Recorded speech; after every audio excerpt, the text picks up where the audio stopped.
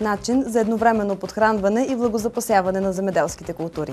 За едновременно подхранване и влагозапасяване на земеделските култури се използват тези нови хуматни таблетки. Те съдържат американски влагозадържащи гранули и чисти хумати.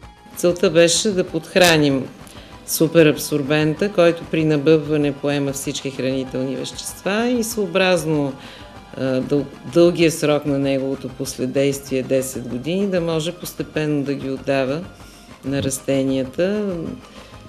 Самите ние останахме изненадани от интереса на нашите потребители. Клиентите ни го възприеха добре.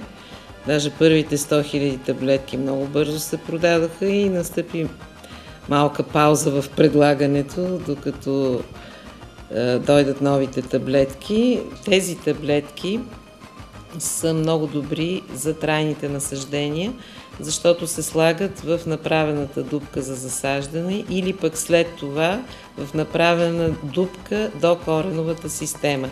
Производителите предлагат и по-големи таблетки от 20 грама, които съдържат и по-голямо количество от абсорбиращите гранули. За да може две такива таблетки да подсигурят храна и влага за 10 години напред за едно дървесно трайно насаждение, овошки или декоративни дървета.